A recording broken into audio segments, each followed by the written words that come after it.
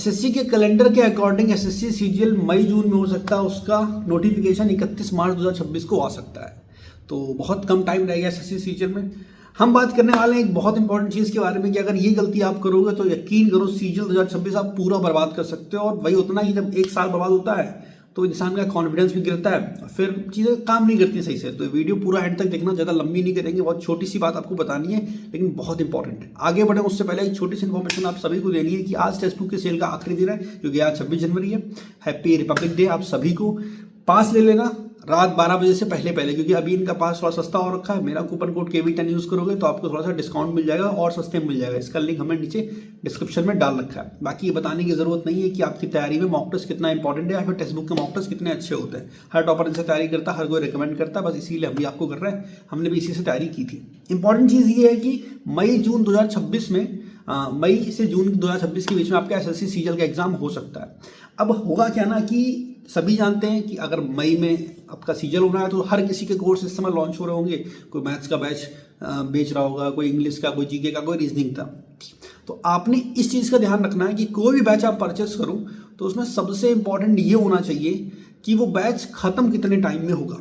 ठीक है, जैसे मार्केट में बहुत से टीचर हैं जिनका बैच, अगर मैथ्स की बात करें स्पेशली हम, तो 1 साल में खत्म होता है, किसी का 8 महीने में खत्म होता है। अब आपने ये सोचा कि 2026 का सीजीएल आने वाला है और ये सोच के आपने बैच परचेस कर लिया, भाई वो सिलेबस तो खत्म करेंगे 8 महीने बाद।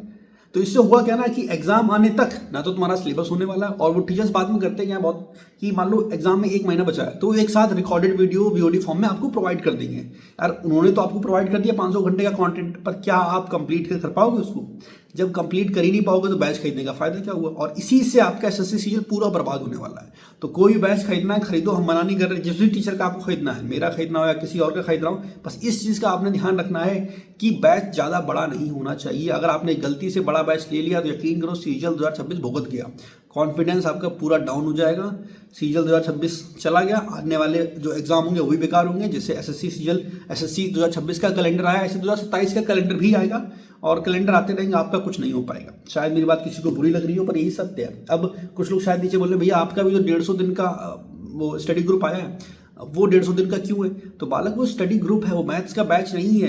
150 दिन का मतलब ये है कि हम 100 दिन के अंदर सिलेबस खत्म करने का ट्राई कर रहे हैं उसमें।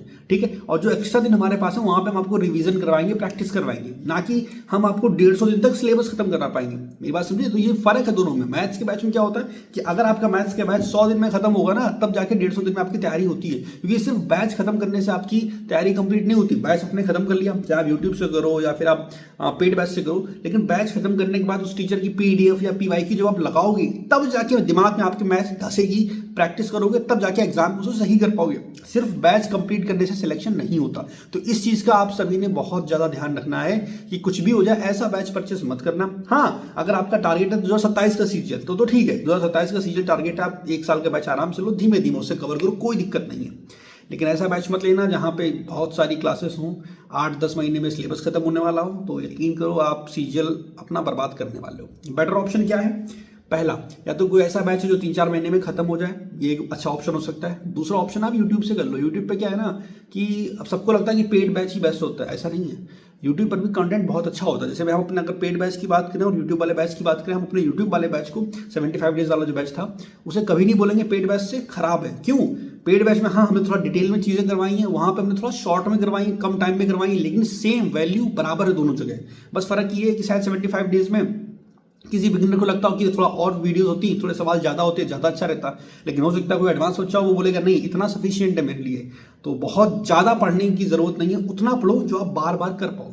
ठीक है, ऐसा कुछ पढ़ो जो 3-4 महीने में आप खत्म कर पाओ। ठीक है, बाकी अगर किसी को मेरा स्टडी ग्रुप ज्वाइन करना तो आप बिल्कुल ज्वाइन कर सकते हो। 150 दिन का टाइम है टोटल, लेकिन वो टोटल टाइम है। 100 दिन में बैच खत्म करेंगे, मतलब 100 दिन में हम सिलेबस खत्म करेंगे। जो बचे हुए दिन होंगे वहां पे अपन प्रैक्टिस हो गई, रिवीजन हो गया, मॉक टेस्ट हो गया, वो सारी चीजें करने वाले हैं। ठीक है, तो इस चीज का भी ध्यान रखना कि कोई बैच परचेस करो तो ये देख लेना वो कितना बड़ा है। फिलहाल इस वीडियो में इतना ही, और अगली वीडियो हमारी मैथ्स की स्ट्रेटजी के ऊपर आएगी कि कैसे आप 100 से 120 दिनों के अंदर पूरी मैथ्स कवर कर सकते हो। इस वीडियो में इतना ही, हम मिलते हैं नेक्स्ट वीडियो में। बाकी अगर आपका कोई सवाल है तो बिल्कुल आप पूछ सकते हो, और स्टडी ग्रुप को अगर ज्वाइन करना है तो हमारी एप्लीकेशन है केवी क्लासेस, उसे डाउनलोड कर लो, वहाँ से आप उड़ान बैच को परचेज कर सकते हो। आज 26 जनवरी है, आज तक अगर आप आज रात 12 बजे तक लोगे तो आपको 250 रुपये का मिलेगा, कल से वो 300 का हो जाएगा। ठीक है, इस वीडियो में इतना ही, मिलते हैं नेक्स्ट वीडियो में। कोई सवाल है तो नीचे कॉमेंट सेक्शन में पूछ लेना। Bye bye.